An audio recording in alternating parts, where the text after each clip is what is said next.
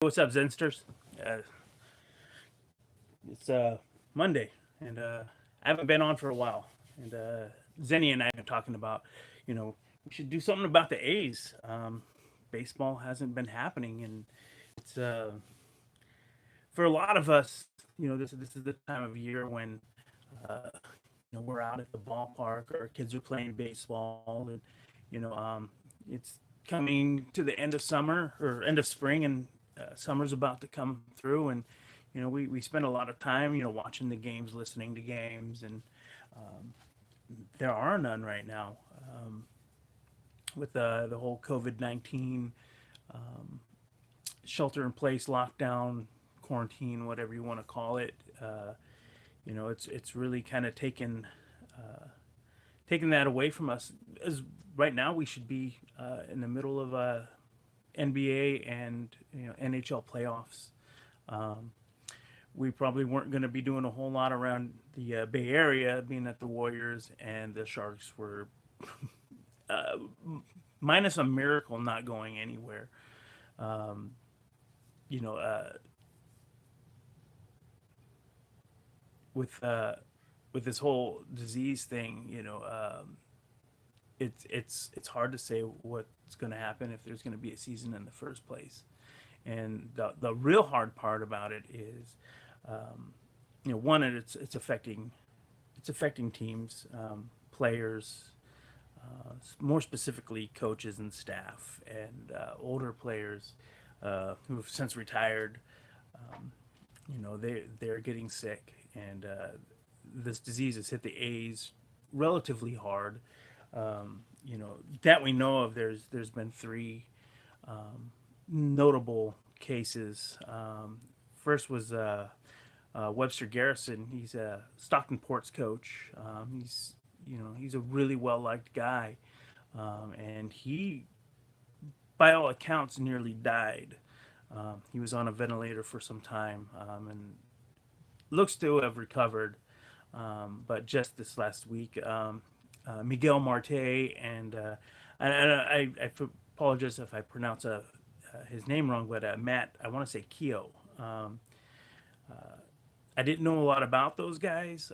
Miguel was with the A's for a little while, more as a minor leaguer, and then Matt Keo was a starting pitcher for the A's for a couple years in the late '70s, early '80s, which is around the time I started watching. But I really didn't really start paying attention to baseball until probably '84, '85. At least with as far as the A's baseball. I grew up around Giants fans, which is a lot of my team fandom comes from just rooting against people that my dad liked. So my dad was a Giants and a 49ers fan, and the only thing we could really kind of agree on was the Warriors. And then my dad's from Toronto, so he was a big Maple Leafs fan until he moved to Las Vegas about 20 years ago. And then so when the Vegas Knights came around, um, he became a Knights fan. But I'd been a Sharks fan since their inception, and my dad was a practice goalie for the Oakland Seals in the '70s, and worked out with them over at Iceland in Berkeley. There was an old ice skating rink.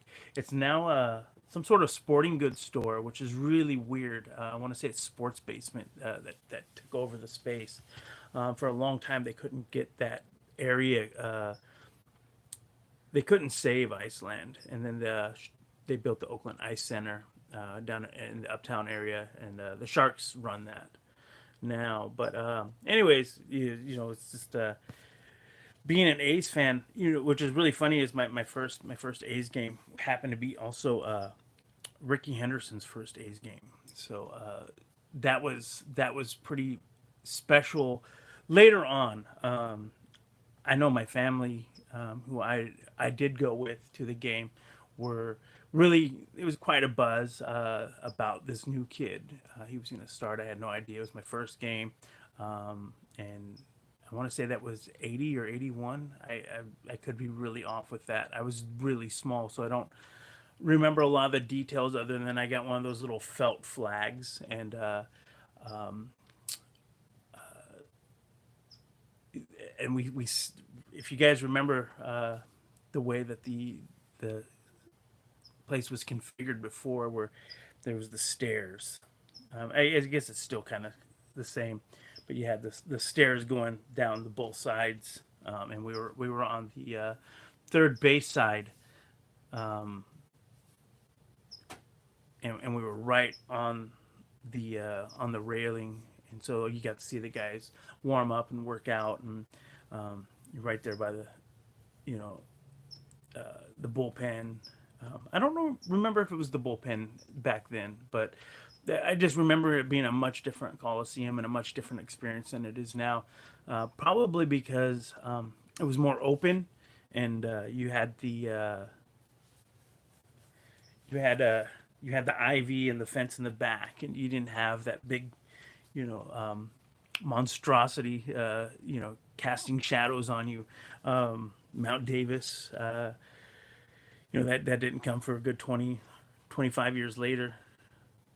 Maybe no, 15 years later. Yeah, I'm getting old now with my time. But anyways, yeah. So yeah, I just wanted to see if you guys wanted to talk some baseball and A's. Like I said, the disease is um, it's been hitting the league pretty hard. They keep talking about how they might have a season, maybe a truncated season. It's still very much up in the air. Uh, they've run a couple different ideas about playing ball. Which one was at first it was to play a truncated season, and it would have you'd have your Cactus League versus um, the I don't know what they call it. You used to call it the Grapefruit League, but it's the Florida versus all the Florida teams would practice or would play each other, and it's usually the East Coast teams, and then you'd have the West Coast teams in Arizona, and somehow they would play it out and eventually come through and have some sort of playoffs. But it would all be within the confines of those local facilities, and then sequestering the players so that they don't have outside exposure to the virus, and there would be no fans, and so it'd be really weird to kind of watch. But I think at this point we're kind of running out of our Netflix and Hulu shows to watch. I know I've burned through a number of series, and kind of running out of things to do. But then the week before this one, or week before last, they came out with a revamped idea with putting everybody into West, Central, and Eastern divisions and playing in their actual home stadiums, but again, still without fans. And I I don't know how that works. You know, I mean, I know how it works. I wonder what the experience is like. With having no fans and having just some guys talking and uh, and just playing for nobody. It's the whole thing is just so kind of bizarre. I was thinking, where what happens now, because sequestering a bunch of millionaires and stuff into say, hey, you have to stay in this area for a few months, and you can't really have this outside access, is I think it's easier to do when you don't have anywhere else to be. um, then I started thinking about school and colleges, NCAA ball, and other divisions like that, and it came down to, I'm like, it's one thing to be a guy who's paid pretty well, even on a minor league deal, you're making, if you play in the majors, you're making six figures. Um, but when you're a kid and in college, not only do you play your game, you you have to go to class, you have events and practices, and some of these guys have jobs because maybe they're not on scholarships, or um, or maybe they don't have well-to-do parents, or they don't have big student loans, uh, um, so they got to go to work, and so that that's more and more that comes into play, and I have to wonder if there will even be not just an NCAA season for any sport, especially those bigger ones. Football and basketball make so much money for universities, um, and then baseball, it's down there. Um, but will there if there's no ball being played this season, if there's no games being played, what happens next season? Especially when it comes to draft time, you don't have guys that you've seen, you haven't been watching them, they haven't been playing, they're out of shape maybe, so it gets really difficult to kind of gauge how that goes. We still don't know if there's going to be a baseball season at all. We don't know if there will be a football season. We don't know if there will be a basketball season. We don't know how these things are going to work back out, and how, if they do, where will things fall? Like I said, we should be in the middle of playoffs for basketball and hockey, and um, they may have to shorten that. I don't know if you just keep it where it is. Do you play your remaining games? Um, do you just take your top four maybe, and make them play off against each other and go east west? You take your number one from each division and stick them together. I mean, if you guys really know what's going on, it's really the fans in the seat don't pay as much money as TV deals and advertising do, um, and it definitely hurts not to have fans in the seats financially, especially when you got some of these guys. You have your Mike Trout type guys and your Manny Machados who are making $30 million a year, and for some teams that's their entire yearly profit. For the A's, that's been the case for a few years, where at the end of the day, that's what they have at the end, and they have the profit sharing, and that's gone now. So there's no profit sharing, and you got teams that are about bleeding money right now. And the other things is, even if guys don't play right now, this season counts against their contract. So we have with the A's, you got guys like Marcus Semien, who this is his last year of his deal. He becomes a free agent, you know, uh, and he may just get this year for free. We may not get to see what he could have become. Last year, he was a top three. He was a finalist for the AL MVP. Very deserving. I respect the hell out of Marcus Semien because he's put in so much time and so much effort.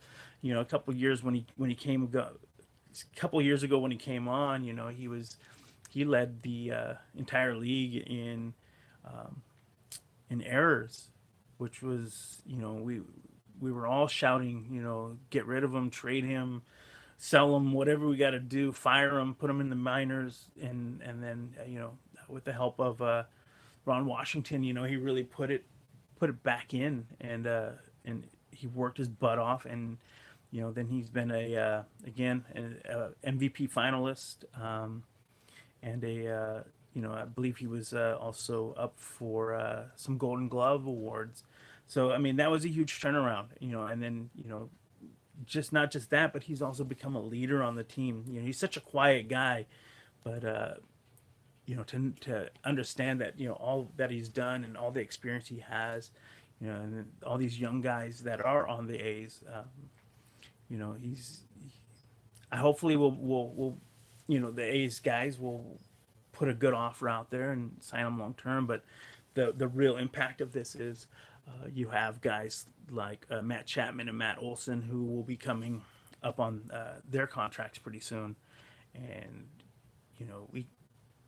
we're gonna have to lock them up. Matt Chapman, 2 years in a row now, is the not just a Gold Glove winner, but Platinum Glove. That's the all around defensive title, if you will. It's an award, and you know when we see guys like Nolan Arenado and Manny Machado and uh, those type of players who I don't think in some ways, it just depends on what stats you're looking at, um, don't contribute or as much or contribute as equally as guys like Chapman.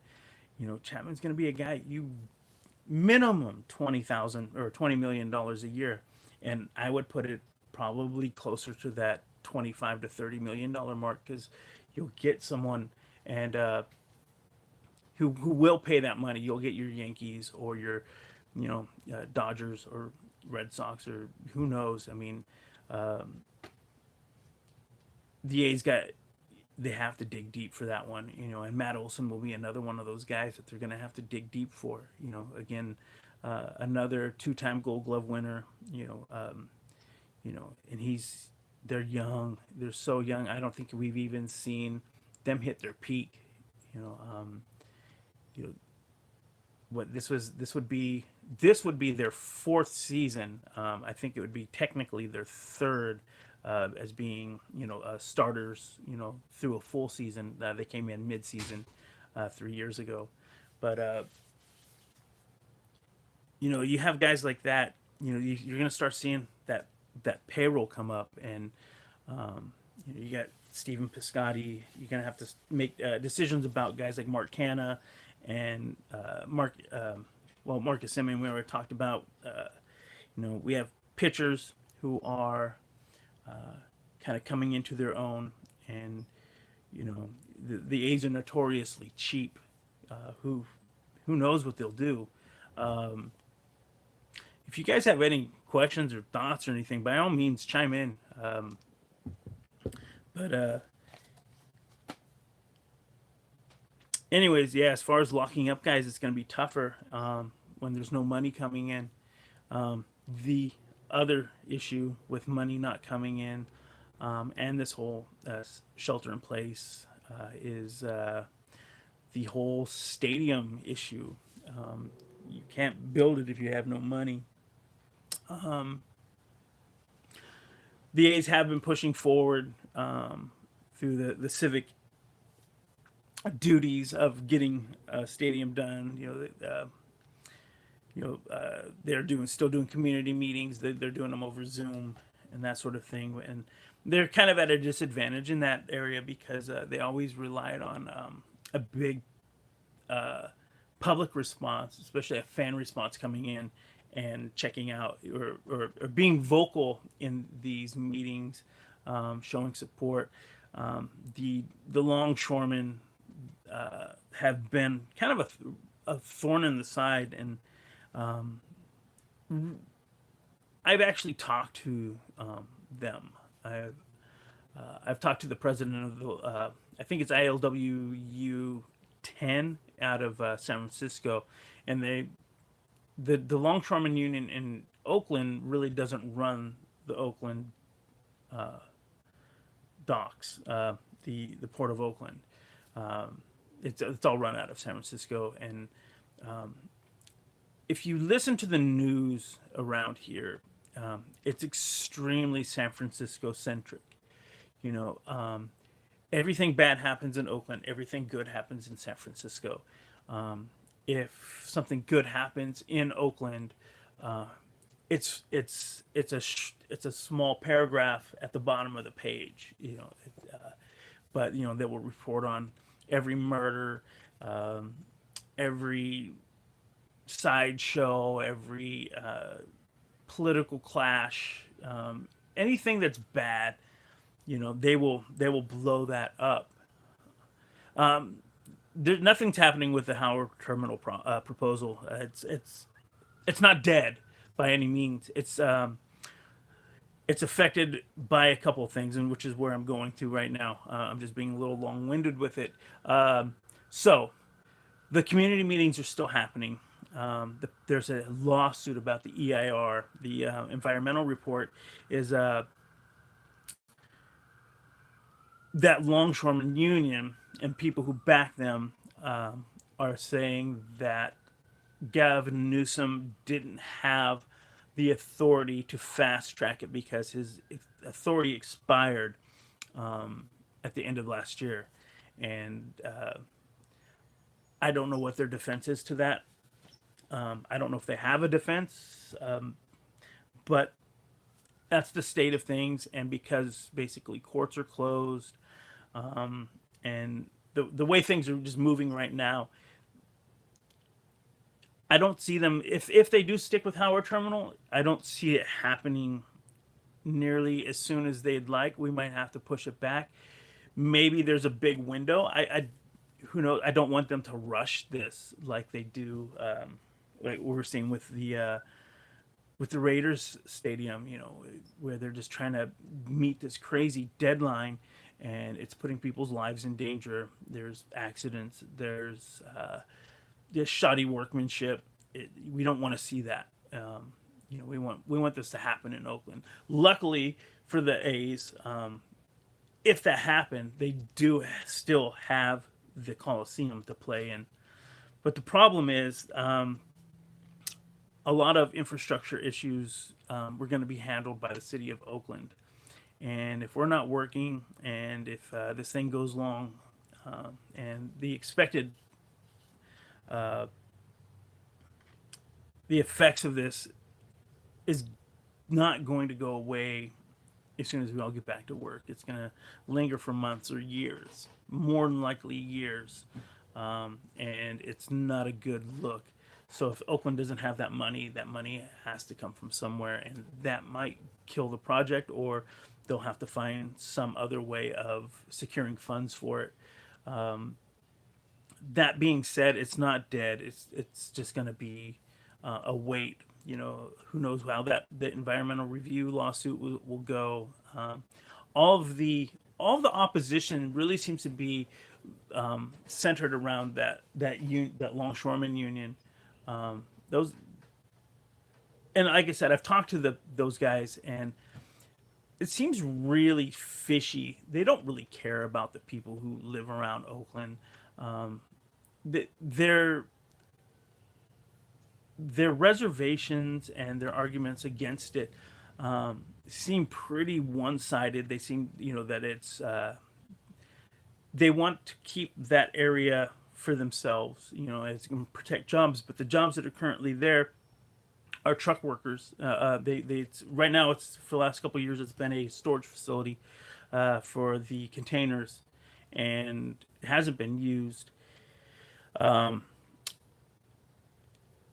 They say that the stadium lights are going to affect the visibility of ships and boats and safety issues. And my dad was a ship captain, and before he passed away, he did mention that that they're full of, be honest, full of shit. To use my dad's stuff. My dad said that in fact, navigation isn't done by the ships themselves. It's done by the once they reach the channel, it's done by tugboats, and the tugboats are so much smaller than the ships.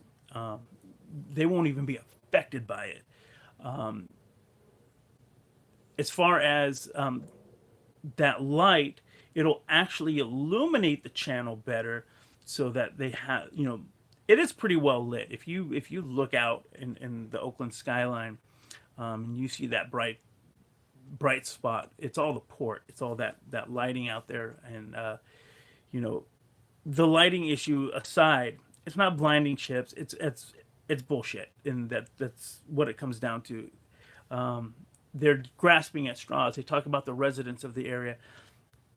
Most of the residents I've ever talked to, and I know quite a few people in that area, and especially the businesses, they want that place. They want that stadium. If you've been to the Fan Fest and you see 30,000 people, um, and they're filling the bars, they're filling the restaurants.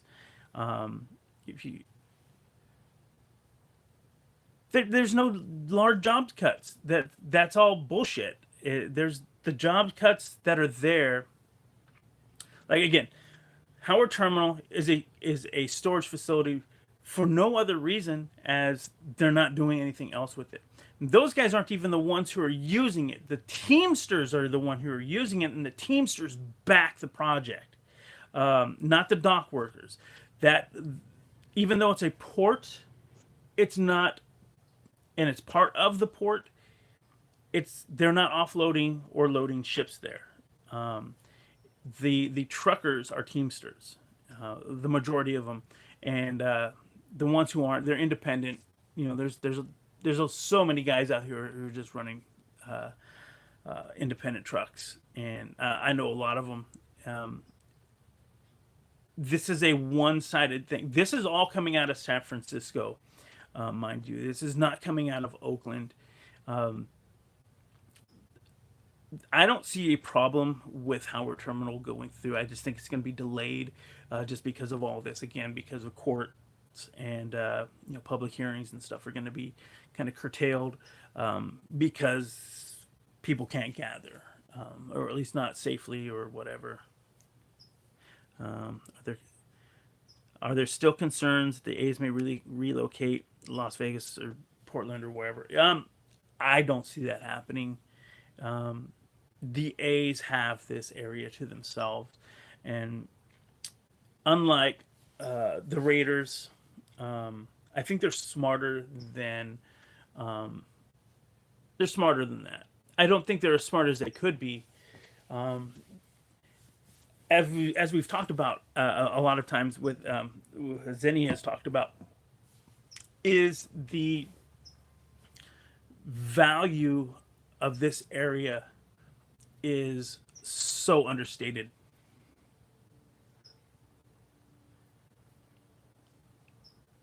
I'm sorry, I'm trying to read these messages before they go. Problem is that all predictive models have been proven to be wrong, and we have worldwide numbers now, and the numbers are showing the virus is not as deadly as that. We don't know that, and that's where people are screwed up. The numbers can go either way. There are unreported numbers, um, and the models are wrong. The models may be, you got to go with me with this. First off, the numbers can be wrong because we don't know who had what when. Um, the Stanford uh, research is saying that we were seeing cases um, earlier, like January, February, and we don't know. So there could be many thousands or millions of people who have had it and don't even know. But there's also a lot of deaths, and I'm gonna take this moment because my mom died from this shit, and um, okay, my mom died from this, and my mom is one of those people with had there's issues of comorbidity, where she had other issues, and because she is under doctor's care, and this is what's happening elsewhere where they're not doing autopsies. If you're under doctor's care, you don't have to have an autopsy. Um, and don't, if you have doctor's care and they sign off on it, um, they'll just say, "Hey, it was a heart disease or something else. It was something else, natural causes that went along with it." And that's the problem with this disease, is that it keeps showing up in so many different ways. Whether it's a heart failure, the biggest issue is pulmonary issues, but all these things can look like something else. And when you have morgues who are already, I'm sorry, not, well, yeah, the morgue. Who are already kind of at their limits. They're not highly staffed. It takes weeks to get toxicology and all this stuff. Um, when you have that, you have this influx. Being a medical examiner is an extremely specific field of science. Um, not only do you have to be a medical doctor, you have to understand toxicity or toxicology, ballistics, all these different things that most people don't know. You might have an ER doctor, but they have just kind of a general idea of diseases and injuries and how to treat them. And then you have specialists like cardiologists and neurologists who have a very focused discipline. But then you have this other guy he's got to figure out what everybody else did wrong. And there aren't a lot of those people. It's, again, a very specific schooling, and you're going to have to go to school for a long time and do the work. It's an area that people don't want to deal with dead people. It takes a very special type of person to do that. Now, as far as the numbers being wrong, it can go either way. But I will say this: the data that you see, you can't always believe it. You can't believe the China numbers for the same reason you can't believe American numbers. You can't believe the China numbers because you may be politically skewed. Yeah, to make it look smaller than it is. It's not as deadly. It's not, when you have that, 1 million people died, that could affect the way people react and can affect elections or commerce. And we're seeing all of that. And in our case, the president flat out lied, and made up things. I had two friends on the that I believe it was a Princess cruise. Okay, Vincent, I'll get to your stuff in a second. I had friends that were on that cruise that docked in Oakland. They were locked in the room for some time, roughly 2 weeks, before they came to port. Once they got off, they went to Travis and were there for another 2 weeks. Didn't find out that they would not be tested unless they requested a test, and they'd already been there for 10 days. Eventually, they got tested and they went home after about 2 weeks. But the thing is that the president went and said that we're not going to test people because we don't want the numbers to jump. We don't want the number. So it's not that there aren't as many people. It's that we lied about it too. And when I say we have to go. That is our country and our president and our government who was going along with the same lie. We specifically did not test. And not only did we not test those people, we didn't test the dead people. And then with that, we also don't know how many people are dead in their house right now because they haven't come out for a couple of weeks. When we don't see our friends for a couple of weeks, right now, we don't think about it. Grandma's not on Facebook every day. You're not going to go visit her every day. She may not have a caretaker. She may have been fine on her own. And it's not just old people. It's young people. We're seeing people in their 20s and 30s who are dying from this stuff. It affects women more than men. Men more than women.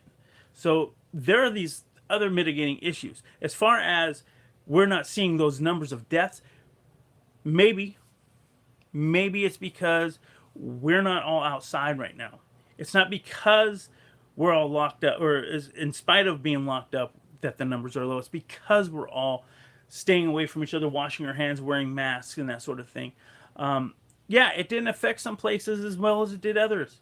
But now other places that we were going and saying, hey, they did a great job. Now we're starting to see those places get infected. Places, you can't sit there and look at this data without reading it. Even the current numbers, let's say 25, 30%, it would not justify shutdown. You don't know that. We are seeing a movement upwards right now. And then you get all these people who are out protesting some BS. They don't know a damn thing. They can barely spell right. And they're out here, we're going to lose our freedoms. You're not. You're not losing anything. And if you really want to go down that path, if you don't stay your ass home and you keep wandering around, you're going to keep getting other people sick. And we keep moving and escalating this even more. And then we'll start seeing those numbers that were predicted. We'll start seeing those models of in the hundreds of thousands, if not millions. And when people go out of their way to do this, then you put the government in no other position but to do something like martial law. And when martial law happens, you lose. The Constitution is suspended. You have no freedom of speech, no Second Amendment. You have no Fourth Amendment. They've already been talking about suspending habeas corpus, which is being able to hold you without cause. They can just arrest you and hold you indefinitely. You can't do all this stuff without knowing what else is coming, and we don't know about the summer months is another problem. You keep going hysterical. Okay, hoarding toilet paper and stuff like that's hysterical. I have no idea. We bought a 12-pack in February. It's just me and my son here, and I think we've only used like 4 rolls. We're still good for a couple months. There's that. But to say that it's hysterics is bullshit too, because you're not getting real information, because real information is hard to come by.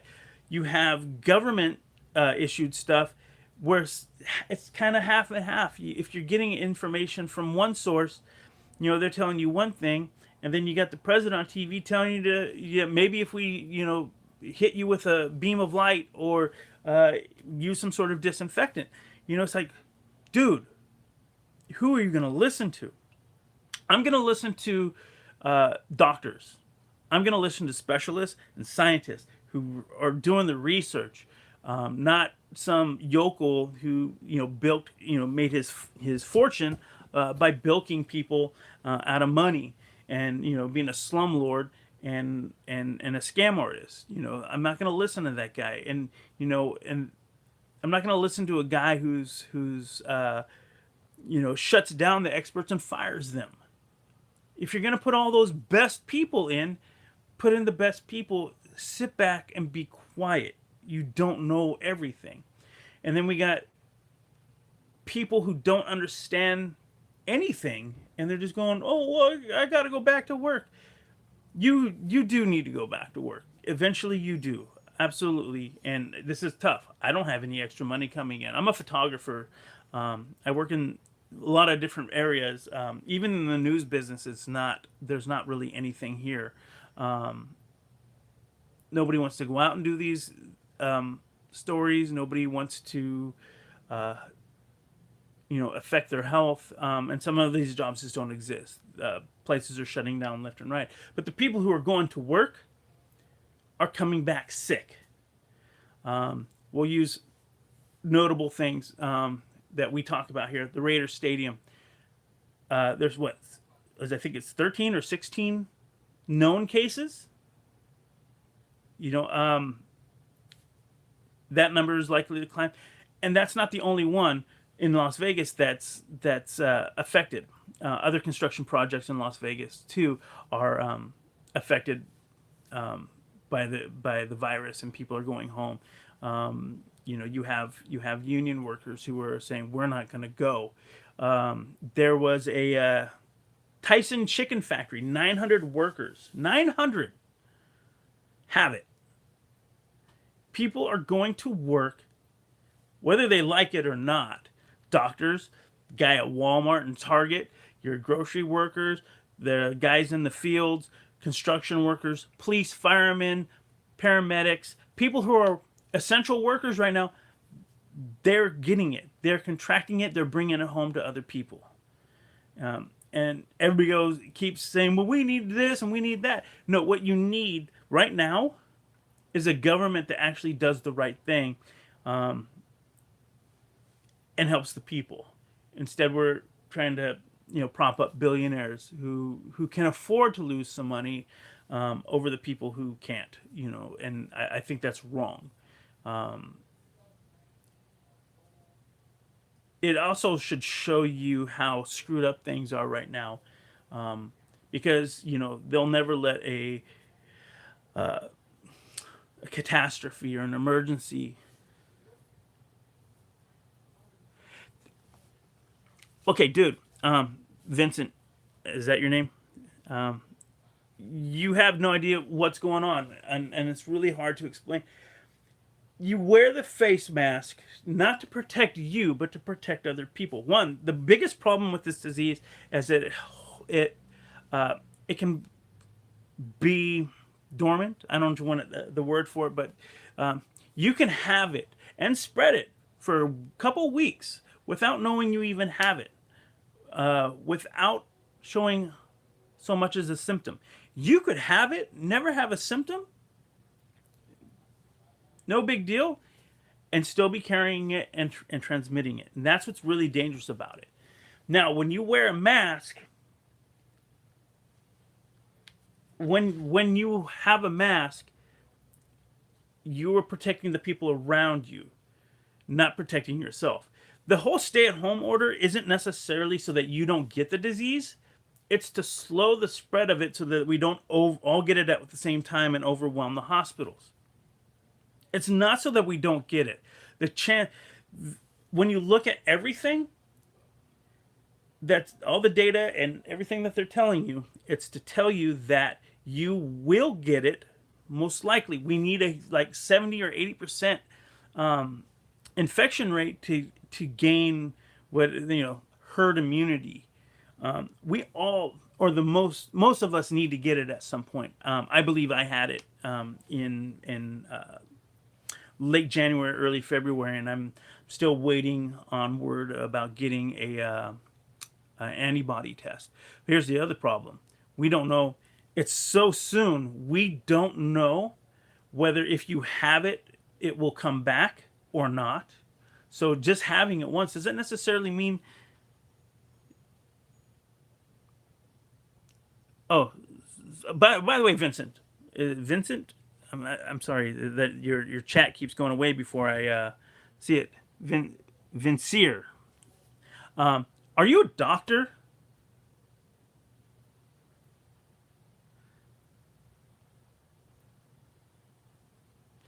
It's not about getting it. It's about stopping you from getting it to other people. If we're all kind of going in on that, we're helping each other. If I have it right now and I go down to the grocery store and I'm touching everything, that's a problem. Gloves actually are no protection. I'm going to tell you that right now. It's no protection to you. If you have gloves on and you're touching your face and you're touching everything else, it's pointless because you're infecting everything else. You're contaminating everything else. So that's pointless. Wash your hands once in a while. That's a lot better. But people think that I got gloves on, I can touch everything, and it's not coming through your skin. It's coming through mucous membranes, your eyes, your nose, your mouth, and you're breathing it in. But when you have a mask on and you cough or sneeze or even just talk and breathe, it's hitting a barrier. And now it might come out the sides or something, but it's not shooting out.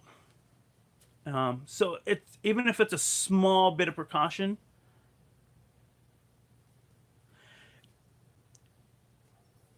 yeah. But you going out and going to work is, we're seeing it already. People are not taking this seriously. They're at beaches, they're at protests. We see people at work who are standing shoulder to shoulder. This is not being taken seriously. Eventually, everybody will, or most people will get it. And but again, this whole thing isn't to shut down everything just to shut down. It's so that we don't overwhelm the hospitals. Because if we do, then you'll see that spike. I mean, I don't know what good gloves are going to do you if you're touching everything.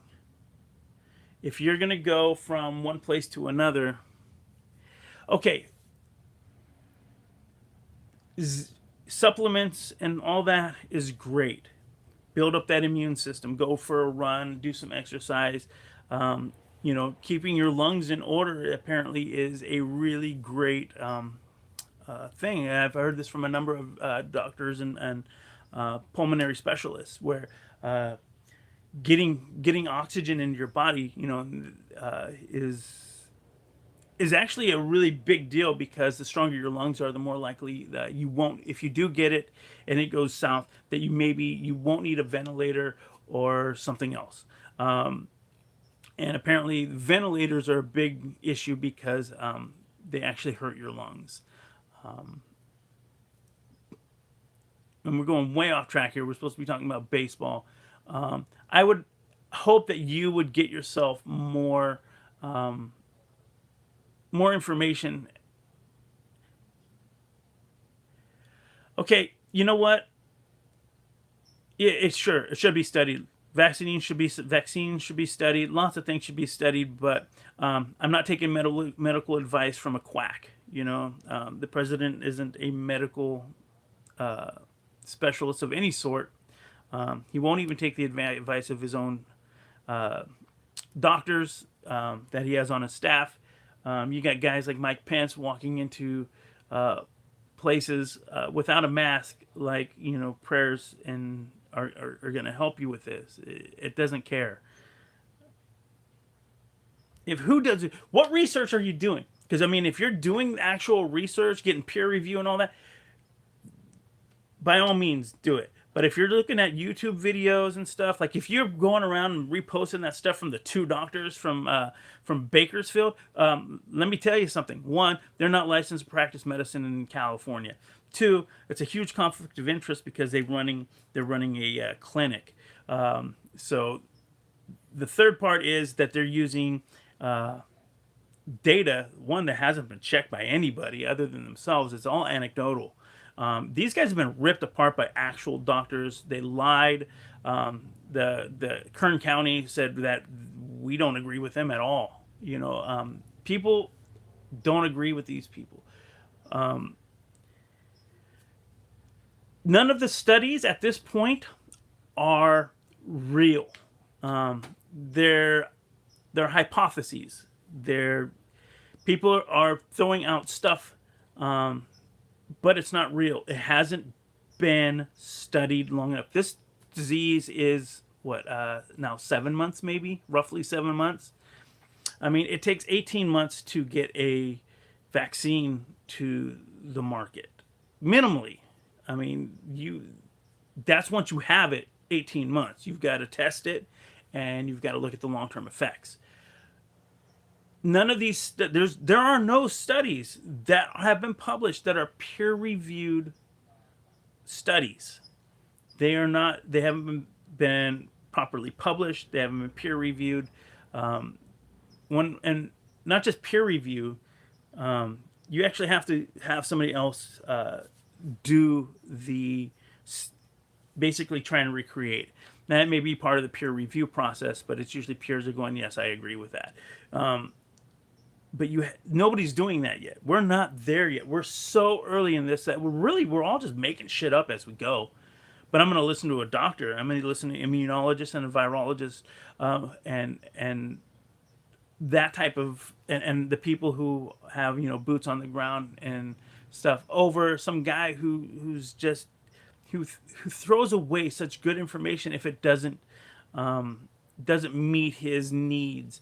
And we're seeing a lot of people profiting off of this, and we get back to work sooner, and we go to a more open commerce if we all get our butts in gear and do what we're supposed to do, instead of sitting here arguing about the science.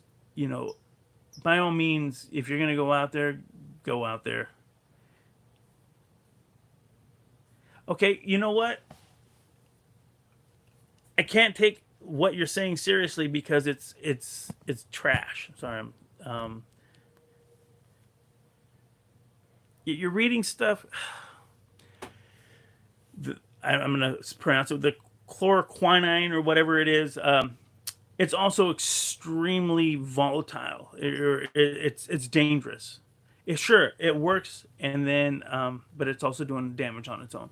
I'm not here to talk about that. If you guys want to talk about the disease, I am not a doctor, but I'm not going to listen to people who are also not doctors tell me about some stuff that they saw on the internet. Um, I'm going to put it that frankly, especially when it's stuff that is coming out of the mouths of people who have shown themselves to be not just ignorant, but blissfully, willfully ignorant, and dismissive. And if that's the way you want and that's the way you want to go, I can't do anything about it. I'm not going to let you explain. If you want to explain, you're about more than likely to, more than welcome to post your own videos and stuff. But I'm not here to argue that. I'm here to talk baseball, in which we've gotten way off track. Um, but if you want to talk baseball, I'm down to talk baseball. You know, but as far as baseball goes right now, there may be light at the end of the tunnel. You know, they did come up with another proposed idea of running a truncated season with 3 divisions and then an extended playoffs. How that works, I'm not really sure.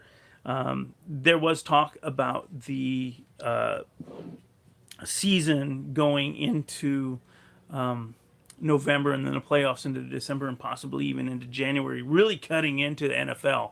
We'll see if the NFL happens.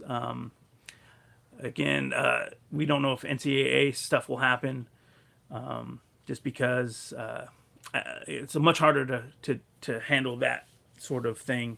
And if there's no college ball, there's likely no draft, and that's going to be really weird come next year when most of these leagues will probably be, you know, fully operational, or maybe limited. I'm gonna take a drink here because I'm losing my voice. But you know, we're supposed to be in the NBA and NHL playoffs right now, and then those leagues will start up in I want to say September, October. So I mean, there's really such a small window between the beginning and end of their season where baseball. Yeah, you know, I thought March Madness, that's huge for the NCAA. It's huge for television, and advertisement. Again, that's where most of the sports money comes from, is television and advertising, and you know that's going to be lost. There's all the sponsorship deals. You know, you got to really. I don't want to say you have to feel for them, but I mean, if there's anybody who I feel bad for in all this, it's the sponsors who's put out money already, you know, and they may not get what they paid for. And I don't know what that looks like at the back end, if there's going to be lawsuits and stuff. But I don't know where act of God comes into all of this. But it should be interesting to watch it play out. You know, a lot of companies put their money into the advertising and stuff, and now it's just going nowhere. And I feel bad for the teams too, because still have to pay payroll, and there's nothing coming in. It's just going to be, you know, coming downhill. You know, the teams aren't making their money, and they're losing money paying the players. You know, the one thing I did want to talk about is now the Major League Baseball has officially let it be that teams individually can come up with their own refund or credit policies. So if you are an A's fan and you've been if you paid for your tickets, those games, you can now get your refunds. If you're an Access member, you can still you can have this season carried over to the next season and get an additional 5% off your membership next year. Or you could have a refund of the games that have been so far canceled or postponed. For those hurting for money, you know, I totally understand. Me personally, I'm carrying mine over to next year.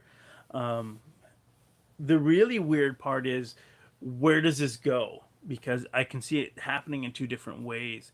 You know, you got people who are cooped up, and um, they're already talking about, at least in California, that there will be no concerts or large public events for the rest of the year, and so we don't know what that looks like for next year either. We don't know that, if we let up on the if we reopen the economy, basically. Gavin Newsom started talking about stage 2 of his 4-step process happening as early as Friday. We don't know what that looks like, and if we're all getting out there and stuff, we may see a surge, and we might end up doing this all over again. They're talking about schools starting as early as July, and I think it's to build in a buffer in case this happens again. But yeah, so this could go either two ways. We're all locked up, and we're so excited to have something really to look forward to, and then we all just want to go to the game, but there's a limited supply and a high demand, and we could see ticket prices go sky high. And the other one is we all become so afraid to go outside and gather in large groups that we see a huge dip in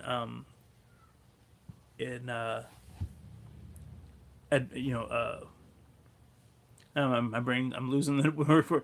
Well, you're going to see a lot less people going to these games and concerts and whatever events, and that could be a huge hit too. Again, what does that mean in the long run? I mean, is this going to mean is this going to be a long-term thing? Are we all just going to jump back into it? What are we going to do with that? If the NBA returns, they could do each round best of 3, playing limited. Yeah, that's being talked about. I've heard Vegas being one of those places that is talked about to do all of the stuff, which is really funny. I mean, I didn't come here to talk about Las Vegas or sports other than baseball, but yeah. I was in Vegas, I think it was 2006 or 7 when they had the All-Star game, the NBA All-Star game, and that place was. Vegas has always been a really good basketball town. I mean, UNLV had a good run for a minute there, and they really did seem to jump in with basketball. And I'm really surprised that basketball wasn't there before football or hockey. And I don't at this point now, where they do have a hockey team and they do have they will have the Raiders eventually. That's inevitable. I do not see them. I don't know how it will happen, whether it'll be an expansion or a relocation, but at this point, I think you'd be an idiot if you didn't take at least baseball or basketball to Las Vegas. They clearly support the Knights. I don't think they're going to have the support for the Raiders, just because the Knights are kind of their own anomaly, where they're not some team transplanted for somewhere else. It's their own team, all brand new, with a name that means something to them and the people there. Football is such a huge sport. The Raiders aren't even top 5 in their own city. It'll eventually overcome it, but it could be 5, 10, 15, 20 years. And before that happens, because Vegas is such a transient city where people are coming from all over the place to work and then and live. So it'll be interesting to see. Like I said, I really thought I'd see basketball in Las Vegas beforehand. As much as everybody wants to talk about baseball in Las Vegas, and I'm getting back to the question before, Las Vegas and baseball, I don't see it happening. Mostly because I've been to several Aviators games and 51s games, and we were just there for the A series with Cleveland back in February, and I guess it's February, March. And even those games didn't sell out. We were at the inaugural game at the Las Vegas ballpark, and again they couldn't sell it out. Well, it sold out, but they didn't have the numbers for attendance.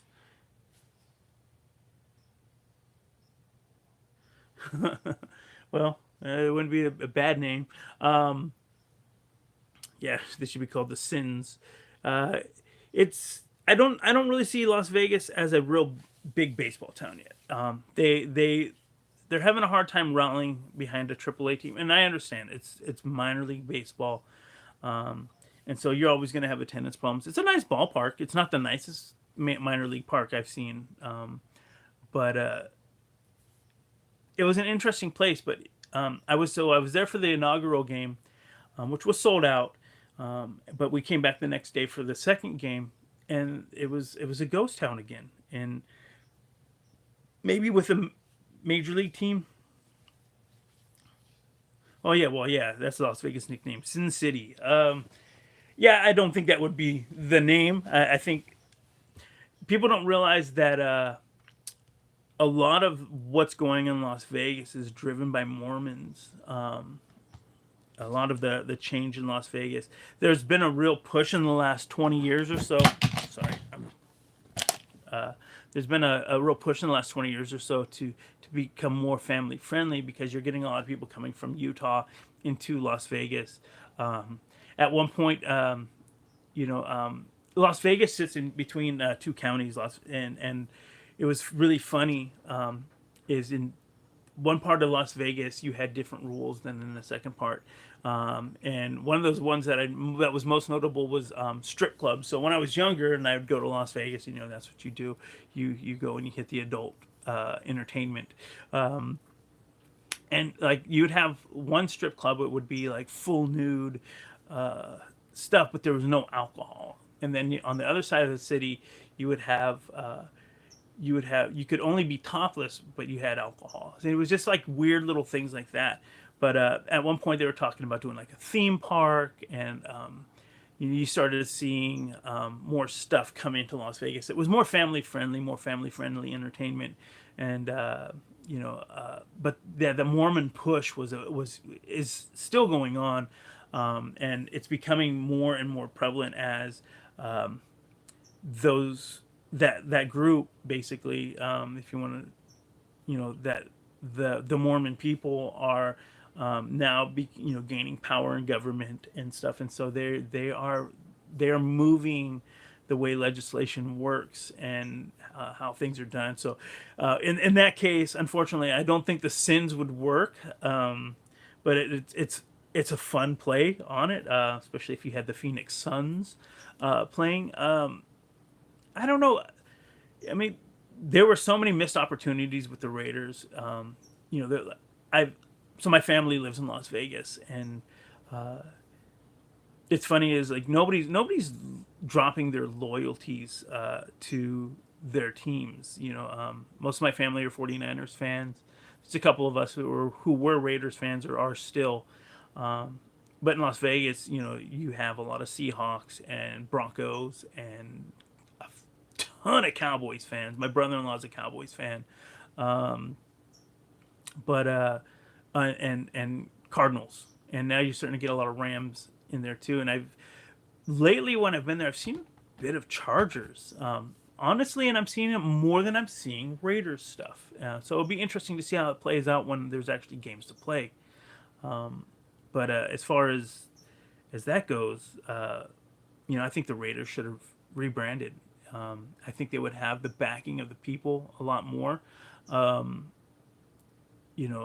Last week they New Era dropped a bunch of new licensed Las Vegas stuff, and some of it's hideous. They look like gas station trucker hats, and they don't look like what you would normally get at Raider Image, or they don't look like your typical New Era hat. I haven't seen anything else, but like one was just Las Vegas Raiders, and it was like the Las Vegas was red. I'm like, I've always been wary about that adding color to the Raiders. But anyways, they should have been rebranded, and it would have been a great compromise too. To if you just the Raiders are Oakland as far as I'm concerned.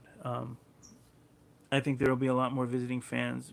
Absolutely, especially when you're playing in the Western Division, and you are surrounded by several rival cities who will easily be making that trip to your town. Those people are going to be coming from Colorado to watch the Broncos.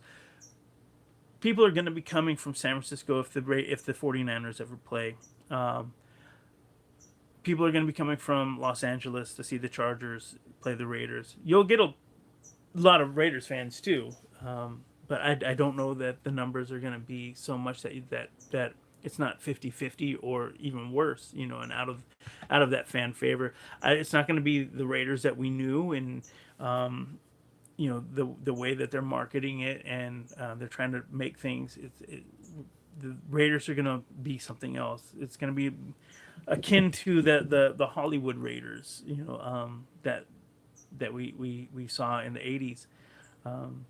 But as far as baseball goes, I there's opportunity in Las Vegas, but I don't see it being as big. Nor do I see Portland being big either. And one of the biggest reasons I don't see baseball in Portland isn't so much that you couldn't have a team there. One, I think in Portland you'd need a dome stadium, or you're going to have a lot of rainouts and doubleheaders. But also, I don't know what the opportunities for sponsorship are going to be like. I'm really, aside from the Warriors and the 49ers, I'm really surprised that other teams that are here or have been here have not taken a greater stab at getting corporate sponsorships. I think the Raiders could have easily gotten corporate sponsorship here. People like to talk about the money that comes in and out of Las Vegas, and people forget that California is I think it's the fourth largest economy in the world, and the money that comes in and out of the Bay Area, whether it's tech or industrial or biochem, there's so many things. I mean, off the top of my head, I can think of a million companies. One being The Gap, which is based in San Francisco, and John Fisher is the man there, and he owns the A's, and so I'm surprised we haven't seen more Gap sponsorship with the A's, or Banana Republic, or Old Navy, which are our sister companies, or Athleta, or I think there's a couple other companies that are under that umbrella. It's really surprising that we haven't seen that, and then you have, you have companies in the area. You have, Clorox is a big company.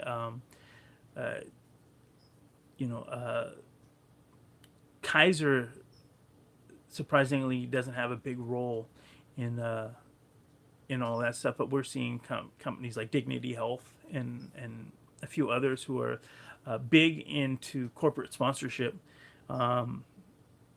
Again, Tesla is just up the road in Fremont.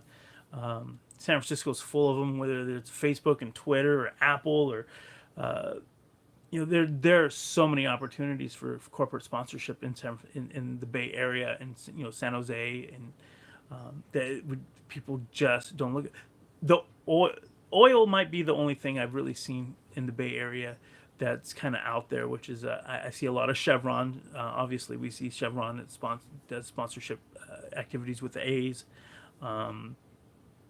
Arco at least had naming rights with the Sacramento Kings, and for the most part, I kind of consider them to be part of the Bay Area, even though they're kind of not. They're just kind of an outlier, but it's really interesting to see that people didn't take a stab in that direction. The 49ers at least did with Dignity Health and with Toyota, and Levi's obviously, and then the Giants do it to a point too with we've seen in the pack with Pac Bell, and then SBC, and then now it's their Oracle, and AT&T. But they have like this gate, and I know at the Levi Stadium they have the Toyota gate and they have the Dignity Health gate and stuff. And the A's really haven't done that. They've kind of just played everything close to the chest, and we don't have those. That we have Ricky Henderson Field, and we have the Dennis Eckersley gate and that sort of thing. And they really haven't had a lot of big sponsorship deals. It's kind of weird, why, other than maybe Cash Creek, why wouldn't you go out there and try and pull that money in? Maybe they're trying to save that from when they got the nice shiny new stadium. That remains to be seen. You guys got anything else you guys want to throw in there? Sorry, I'm trying to make the chat stuff come up. It disappeared. I guess nobody's talking.